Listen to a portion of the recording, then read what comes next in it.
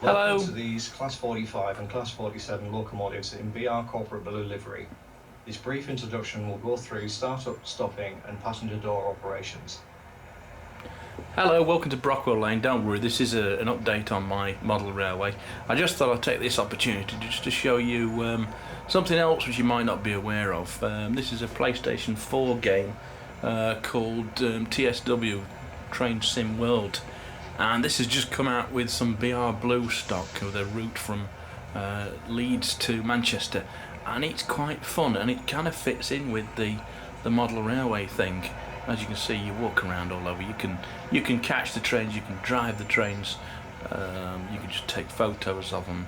But I found it quite educational, particularly as how will be spent in the locomotive shut cab, up. so climb aboard to get started.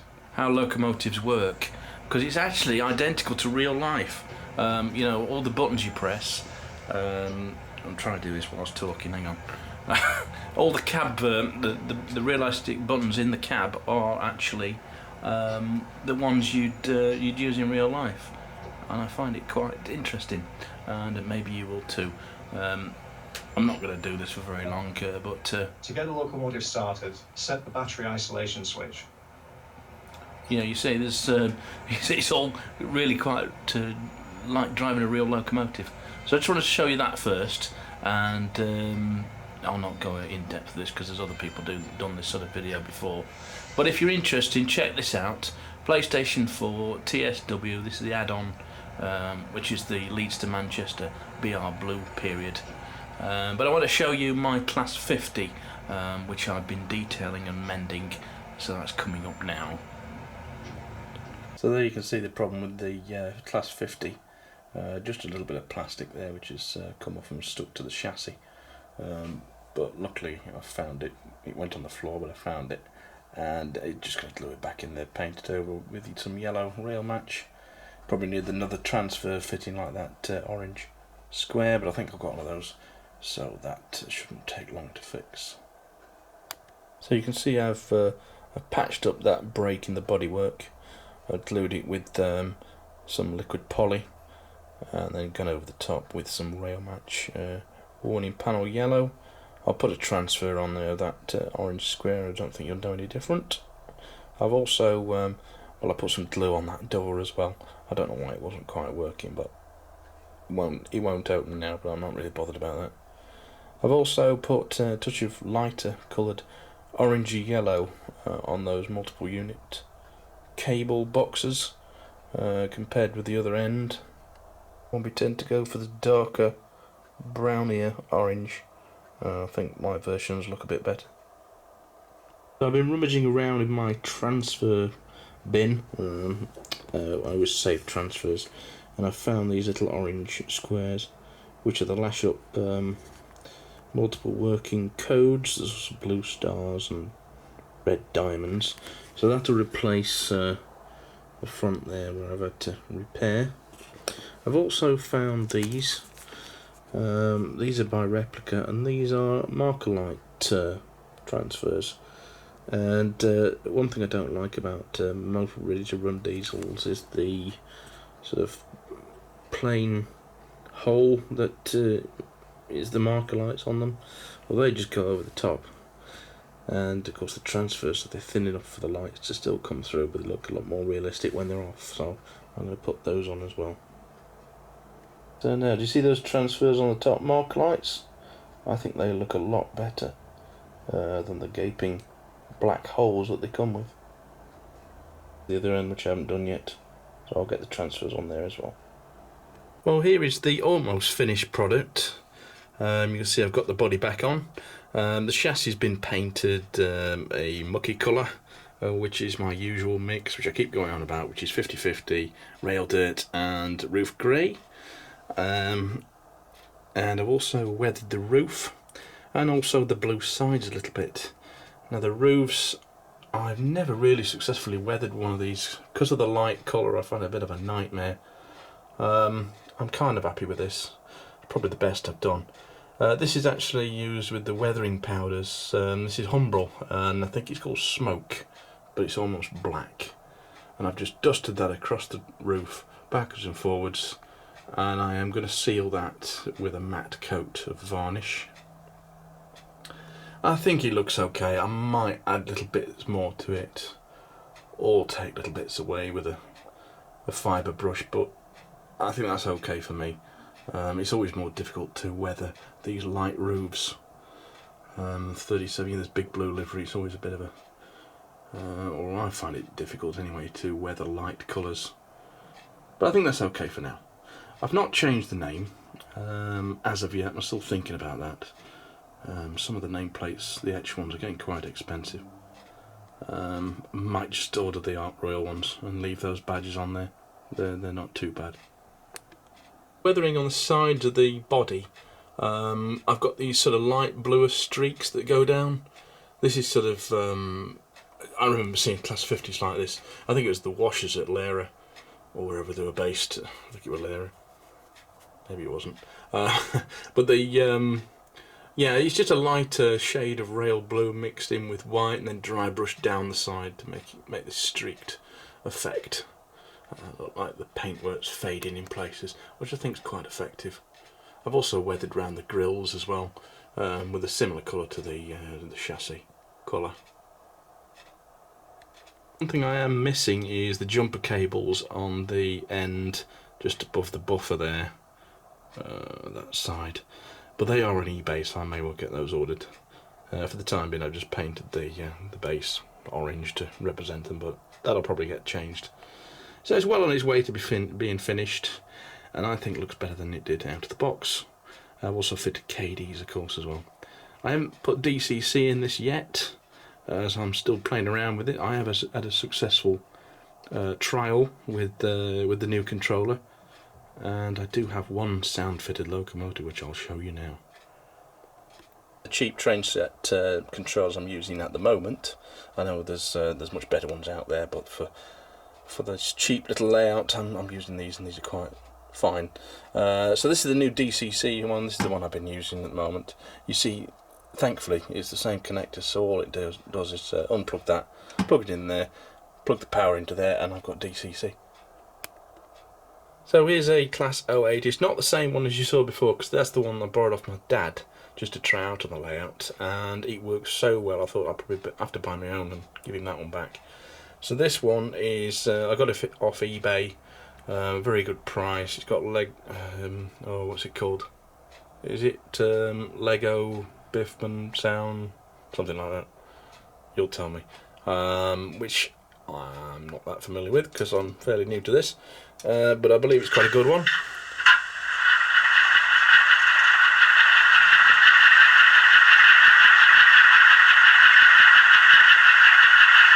And you can hear that starting up. There we go. No smoke, but pretty good nonetheless. Now this did come with one problem. Let me see if I shut that down. When it came in the box, one of these, what do you call them? Well, the coupling rod was hanging off, and it had come out of the socket there, and it was dangling down, and I've put it back in, but I don't think I've quite quartered it correctly. Now, I don't know if anybody can help me out there who's got one of these, but as far as I can tell, they actually pull out, and you can put them back in at different angles. So if anybody knows, you see that's a bit lower down there, and I did run it the other day and it did come out. I sort of went backwards and forwards and dangled around, so I don't know what I'm going to do about that one. I might try and get that out again and reposition it. Any advice on that would be appreciated in the comments. It's a little bit tatty in a way. Somebody's varnished it and it's a bit mucky, so I'm probably going to re-varnish it, do a bit of weathering to it anyway, but I need to sort that problem out first. So, right, that's okay. Let's see what else we've got. There's the Warship, isn't there? I'll show you the Warship. So again, work in progress. I haven't changed the name yet or got etched plates. I'm still thinking about that. But I have weathered the underframe. Same colour as the 50, my usual little mix. I've put a bit up the sides and around the skirts as well, and crucially I've weathered the grills because that makes a big difference. Putting some black in these grills really makes it look more realistic. And the roof has been weathered as well, same way as the 50. It does need varnishing. Actually, I tried a bit of weathering powder on there, which I think I'll leave as the paint. Actually, I'll tear it off with a wet finger because it's not dry. Doesn't really need it. The powder, I think the powder is better on the 50. But yeah, that's coming on quite nicely. Bit of a problem with well, not a problem, but this prototype has skirts on, and I can't put the couplers and the skirts on, which is a shame. And without the skirts, it doesn't look quite like the real thing, I think. A little bit of a dilemma there, but yeah, work in progress. They're coming on quite nicely. I was going to paint the desk in the cab there, but I thought it was a little bit too much trouble to bother getting out the horn clipping things and risking breaking the glazing and things, so I've left that as it is. I haven't DCC chipped these yet, however I've just bought another engine which I will be doing, and I'll show you that now.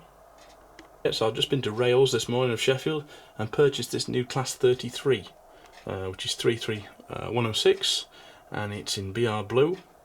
This is a new release. They've been out for several years, but one crucial difference I think with this model and previous ones is the quality of the painting on it, which has changed a hell of a lot. The old ones were quite a pasty looking blue, I'd say, and they didn't have the details on this that this one has. Comes with the pipes fitted, and it comes with the painted pipes at that as well, the orange bits, and particularly these cables on the front. They never used to come painted like that. They used to be black plastic, and I used to do them myself, but Helgen's started painting them now, and it's much improved. The shade of blue as well is quite a nice one. I think it's quite a dark blue compared with that Warship behind it. I don't think it's unrealistic though, and I much prefer it to the old pasty blue which they used to do. And that orange stripe is also beautifully applied. So hats off to Helgen for this one. And when I was at Rails I bought this. I also bought a chip to go in it from Bachmann, so I will be fitting that later, and hopefully that'll light up that number board in the middle there. I'm hoping so. We'll have a look at that later as well, and I'm going to be weathering that also. So let's get that running. And as per usual, Helgen diesels are really good runners. No problem with those at all.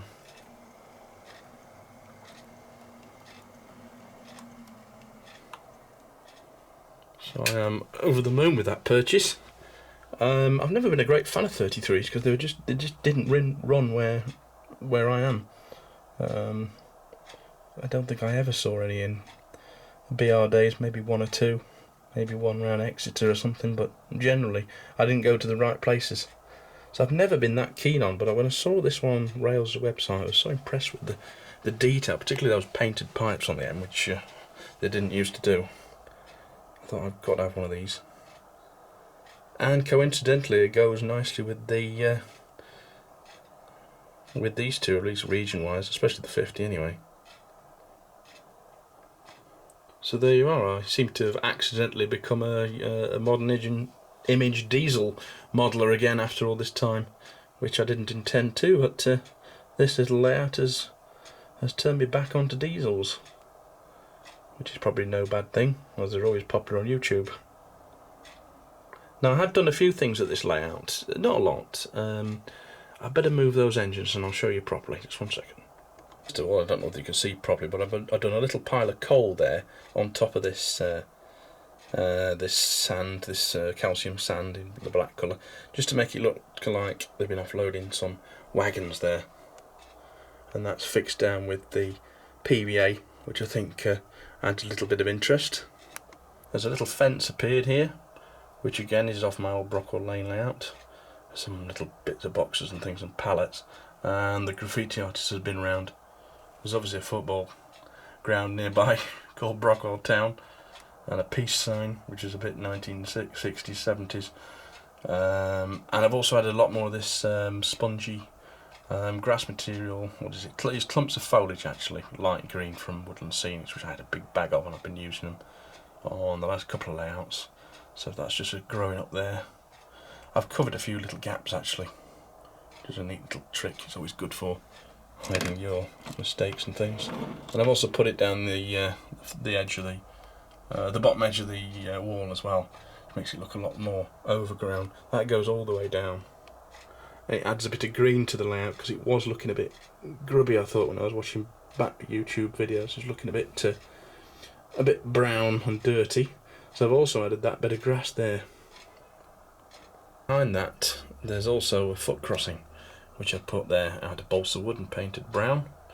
There's a little sign there, stop, look and listen sign, and a little bit of, what do you call them, barrier, plastic barrier there, to stop cars going over it. And there's also a couple of levers. Now, I know people are going to ask me where they're from. I think the P&D Marsh, the little white metal ones which are painted up on balsa wood bases. But if you Google them, you should find them. Relay boxes, I think they were there last time. This grass is cut up grass sheet from my 009 layout, with some leftovers. And I just put a little path there to the calcium sand. So between the buildings up there, I put a bit of this green clump foliage glued to the back, which seems to hide that. It hides the gap between them, makes it look a little bit more realistic. I'm not sure why, but it just blends them in together. Same again there. A little bit of fence there also, and also that looks a bit better in the corner there, where I put the bush growing up above the side wall, the girder, and that signal there facing the other way. That looks a little bit better than it did. Back to this end of that little siding, that's coming on a little bit better. I put some clutter around there, some green foliage at the back of the buffer stop. Manchester United fan has graffitied over there as well. So that's looking quite nice now. A little bit of fencing there as well. 25 mile an hour speed limit sign. They're etched brass. I can't remember who they're from, to be honest. And this is that finished Hornby brakeman I showed you last time. It was only half done last time, but I've since weathered the sides, picked out the individual planks. I've also put that little character on the end there, a guardsman, looking at his watch. You remember him? He was on the old Brockwell Great Western layout. He was on the platform checking what time the train would leave, and he's now in that brakeman for a new job. I'm really happy with how that's turned out. I've also put a lamp on the other end. There you go. Doesn't work, but it looks good. It's a spring side one. And I've also put some lightning flashes, warning flashes on the side of there. And to be honest, I am over the moon with how that's come out. I'm quite impressed myself with how I've done that. As I said before, I did an O-gauge one a few weeks ago, and I filmed how I did it, and it's just exactly the same as that, really. So I'm loving that now. Apart from, the couplers are a little bit low. The KDs I've fitted, they hang lower than anything else. Which is a little bit annoying, but I'm going to sort that out with a bit of super glue and filing when I can get around to it. So I think overall this layout's really looking a lot better than it did before. The green foliage has really helped, because it was looking really dark and dingy and grubby when I was looking back at my YouTube videos. Oh, there's another thing I've done. I've painted the road surface. It was black card, so I was intended to paint, and I just got around to that. So that's all painted grey now. It looks a lot better than it did. So I'll zoom back and let you have a good overview.